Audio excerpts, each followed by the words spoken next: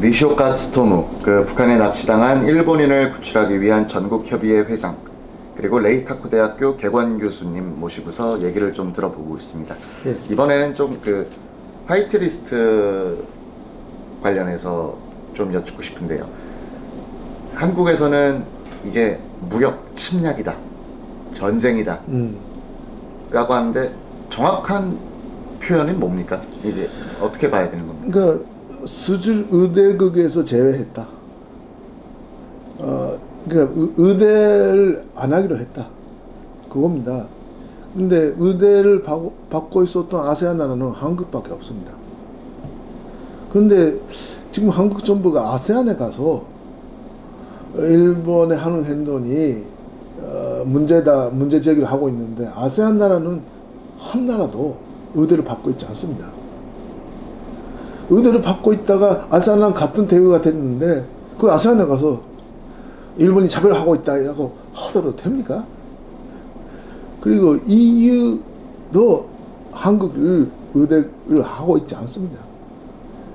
그러니까 일본하고 한국이 협력을 해서 한국도 화이트 국가다, 국제사회에 그걸 보여주려고 같이 노력을 했어요. 전략 물자 무역 관리를 하는 협약이 4개가 있어요. 거기에 한국을 돌아가도록 일본이 먼저 주장을 했고, 한국은 괜찮다, 선진국이니까 관리를 잘하고 있다. 그건 예입니다. 보통 전략 물자는 건당 심사를 해야 돼요. 그게 국제적 위임입니다. 어느 나라든지.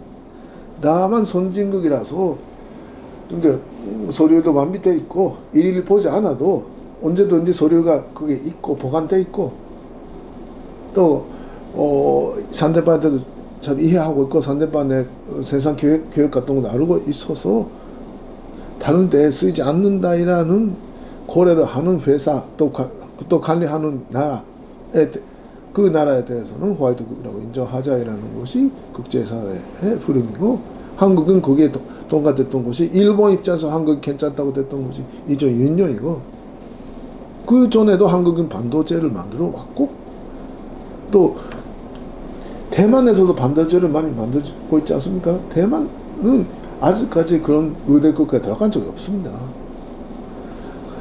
그런데 좀 시간이 걸린다고 지난번에 제가 말씀드렸죠.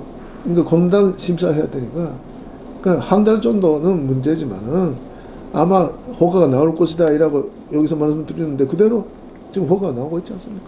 네, 그때 한 2달 전쯤에 됐나요? 그때 말씀하신 게 이건 뭐 침략이나 전쟁이 아니다. 이거는 심사를 더 하겠다는 거지 뭐 수출을 안 하겠다는 게 아니다라고 했는데, 사실상 지금 수출이 다 풀린 거죠.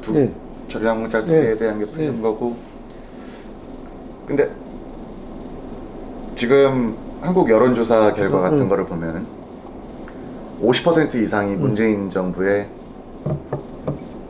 일본에 대한 정책에 대해서 긍정평가를 내리는 것으로 알고 있는데, 이 사람들의 생각은 그겁니다. 아니, 일본은 왜 무역 문제를 지소미아 파기라는 안보 문제로 가져갔느냐라고 한국을 비판하지만, 한국의 여론조사에 따른 50%는 왜 일본은 대법원의 그 역사 문제를 무역 문제로 가져갔느냐를 문제 삼습니다.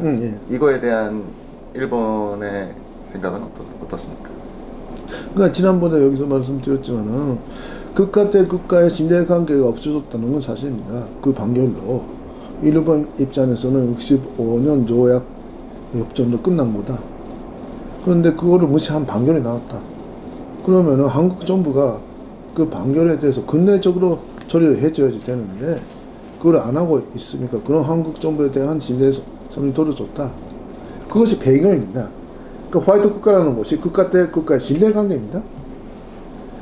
그리고 지난번에 말씀드린 대로 3년 동안 문 정부가 되고 나서 실무자끼리 정보 교환하는 자리를 만들어요. 좀 이상하다, 이 고래는. 근데 아니다, 여기서 한국 정보 조사하니까 아니다 이라는 정보 교환을 합니다. 여기서도 그게 적발을 하잖아요. 그러니까 그 정보 교환을 하는 자리를 만들어도 돼 있어서 화이트 국가 지정했는데 3년 동안 그걸 거부했습니다. 문정부가. 그러니까 국가 대 국가의 큰 틀에 신뢰관계가 없어진 만한에 실험적인 정보 교환도 없다. 그러면은 진짜 국제사회에 일본 산분이 테러 국가로 가지 않다는 보단이 없다. 자신 있게 말해서 없다. 그래서 공단 심사를 하겠다. 수출 금지하겠다는 것이 아닙니다. 계속 말씀드리지만 그래 그게 보면은 판결은 영향을 주고 있어서 아베 전 대통령은 그렇게 이야기를 하지만은 그거는 일본 입장에서는 논리적 일관성이 있습니다. 그러니까 방법은 하나예요. 아니 정보교환 협의에 나가겠다. 아니 한국 입장에서도 그 전략 물자가 테러 국가에 가는 걸 막아야 되죠. 그건 같이 막아야 되는 겁니다. 역사 문제는 그 전달할 수가 있지만은 이 문제는 전달할 여지가 없어요. 한국이 테러 지원국이 아니잖아요. 한국도 지금 다속하고 있는데 여기서 전달할 여지가 없는데 3년간 그 교류를 안 한 거는 네. 사실입니다. 그건 일본 쪽 그렇게 주장하고 있는데 한국 쪽이 반응을 안 하고 있습니다. 공개적으로 일본 정부가 그렇게 이야기하고 있습니다. 그건 저는 그걸 믿고 이야기하는데 한국 정부가 공개적으로 그게 아니다, 며칠에 있다든지 그런 이야기를 안 하고 있습니다. 회의가 열렸다 안 열렸다는 거는 일본 쪽도 알잖아요. 그리고 일본 쪽은 하고 싶어 하는 건 사실입니다. 그리고 그래서 그런 부분이 한국에서 보도돼 있지 않습니다. 가짜 뉴스라고 하죠. 저희는 이런 한국 언론에서는 일본에서 하는 전략 물자가 어디로 한국을 통해서 흘렀다, 뭐 하다, 뭐 이런 거가 나오면은 다 가짜 뉴스다라고 거의 정부 차원에서 가짜 뉴스라고 말을 하니까요. 저희는 어쨌든 일본에서도 일본 기업이 생산하고 있는 겁니다. 일본 정부가 일부러 일본 기업에 손해되는 행동 안 합니다. 그건 일본이 지금 소재로 먹고 살고 있습니다. 말단 제품 삼성이 앞서 있지만은 소재는 아직까지 일본 기업이 경쟁력이 있어요. 그걸로 일본은 지금 경제 무역 흑자를 벌고 있는데 일부러 일본 정부가 그걸 하지 말라고 하면은 소송당하고 또 정부에서도 지고 그렇게 되죠. 다만 전략 물자라는 안법 문제 테러리스트가 가면은 책임져야 되니까 그래서 한 조지고 그래서 검단 심사를 한다. 그럼 일본 군에서도 금지시키면은 법적으로 일본 정부가 쳐요. 그 민간 기업이니까. 그러니까 큰 그림 아마 한국에 무역 담당하시는 전문가분들은 아실 겁니다. 역시 그 차분하게 사실을 근거로 해서 토론을 하지 않으면 안 되지 않겠습니까? 예, 이제 마지막 토픽을 한번 해보겠습니다. 그 이번에 그 한국에서 열리는 그 반문재인 집회 관련해서도 뭐 많이 관심을 갖고 보고 계시다고 하셨는데 소감이 어떻습니까? 그러니까 저는 지금의 일한 한일 관계 악화는 그 전속 변수라고 봅니다. 한국이라는 나라가 반권 자유민주주의 국가라서 남을 곳인지 아니면은 그 북한, 중국, 러시아 전체주의 국가 쪽으로 갈 곳인지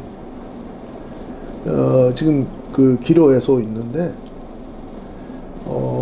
그 대륙 국가 쪽으로 가면은 자동적으로 해양 국가하고의 관계는 악화될 수밖에 없죠. 그래서 한국 애국 자유민주주의 세력이 한국은 반권 자유민주주의 시켜야 된다. 한미동맹, 한일 우호 관계를 시켜야 된다. 이라고 지적하고 있는 거에 대해서 그런 한국 분들이야말로 우리의 친구다. 이라고 보고 있고, 다만 재정적으로는 한국의 자유민주주의 틀 안에서 한국 국민이 결정하는 문제다. 그렇게 보고 있죠. 오랫동안 그 한국을 지켜보셨는데 요즘 집회에 대해서 좀 뭐 아쉬운 점이나 뭐 좀 뭐 하시고 싶으신 말씀 없으십니까? 근데 그 사장님도 이 방송 통해서 말씀하셨습니다만은 행사 위주로 하면은 안 되지 않을까? 행사 위주로 하면 안 된다. 제가 일요일 날 정화대 앞에 김문수 지사님 농성하는 장소 갔다 왔어요. 역시 지금 싸울 때는 싸워야 된다. 그러니까 진짜 행동으로 싸워야 된다. 말로는 이 세상을 바꿀 수 없다. 그러니까 조국 씨의 가족에 대한 그 검찰의 수사가 되기 전에 김문수 지사는 거기서 농성하시기 지적했지 않습니까? 그런 행동. 그러니까 기다려서 뭐가 후에 일어난 행동이 아니라 자기가 길 열어야 된다. 선도해서야 된다. 그러니까 저희가 납치 문제 시작했었을 때도 완전히 고독했습니다. 납치가 없다라는 사람들이 대다수였어요. 그러나 그건 사실이다. 근데 용서할 수 없다. 믿었으니까 시작했죠. 그랬더니 김정일이가 납치를 인정할 때까지는 갔었습니다. 아직 모든 해결은 안 돼 있지만은. 그러니까 고독하더라도 사실에 근거해서 싸울 때는 싸워야 된다. 그런 부분, 뭐 물론 제가 아니 여기서 싸우시는 분들이 선배분들도 많으시고 열심히 하시니까 제가 그렇게 감히 그런 말씀 드릴 입장은 아니지만은 지금 질문하시니까 제 소감을 말씀드렸습니다. 이런 집회가 일본에서 보도는 거의 안 되겠죠. 그러니까 그게 비슷해요. 일본 기자들도 한국 언론을 봅니다. 그러니까 일본의 외신 기자들도 일본 언론을 본다지만은 그러니까 여기서 보도가 되지 않는 거는 보도가 되지 않아요. 뭐 KBS에서 3,000명이라고 했나요? 10만 명 이상의 집회에 대해서. 그리고 본사에서는 방일 데모로 죽어라. 뭐 방합의 데모로 죽어라 그런 면만 오니까 낮에는 사무실에 TV 보고 있고 그러잖아요. 그래서 그러나 지금 유튜브 있으니까 저는 동경에서 발효 집회를 봤습니다. 근데 그 연설하는 거 다 유튜브에서 볼 수가 있었어요. 그래서 새로운 것이 나왔다. 한국 보수 집회, 그러니까 반문재인 집회에서 일본이 증거다. 일본은 적이 아니다. 이라는 그거가 나왔다. 이라는 새로운 사실 제가 알았습니다. 제가 일본에서 그걸 먼저 동경에 있으면서도 일본 사회에 많이 알리고 있습니다. 그러니까 이런 유튜브 판선이 아주 중요하고 기중합니다. 예, 뭐 끝으로 뭐 좀 하시고 싶으신 말씀 있으시면? 아닙니다. 그러니까 세계가 이런 유튜브 판선 많이 보고 있습니다. 그러니까 그게 한국 애국 세력이 고립되어 있는 것 아닙니다.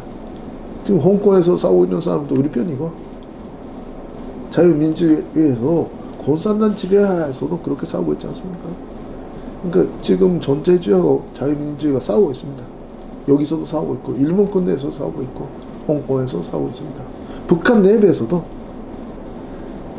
이건 안 된다는 사람이 있어요. 그러니까 우리는 고립되어 있지 않다. 자유민주주의, 인권, 시장경제, 공산주의 안 된다. 이라는 세력하고의 큰 싸움을 우리가 같이 싸우고 있다. 같이 싸웁시다. 죄송하지만 끝으로 하나만 더 여쭙겠습니다. 요즘 그 납치 문제에 대해서는 뭐 좀 진전이 있던 게 있습니까? 저희 마지막. 그렇습니다. 그 납치 문제는 표면적으로는 진전이 없죠.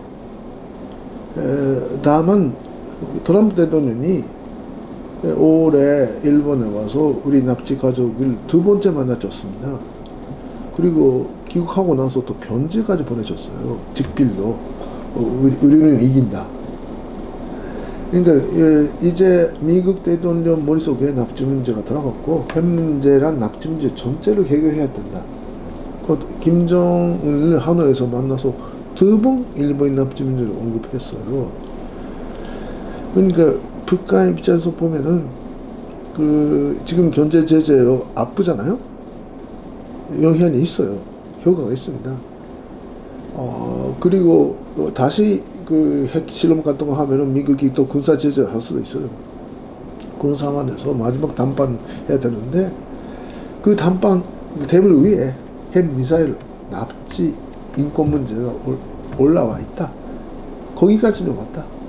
마지막 담판이 남아 있다. 먼저 미국 담판이 있을 거고 그것이 어느 정도 해결되면은 일조 정상회담이 열리게 될 거고 거기서는 주비제가 납치가 될 것이다. 지금은 어렵지만은 이 길밖에 없다. 국제사회나 연대해서 핵 문제, 미사일 문제, 납치 문제 모든 문제를 해결하지 않는 한 북한 대한 압박은 계속된다. 이라는 이 길이 없다. 이라고 우리는 생각합니다.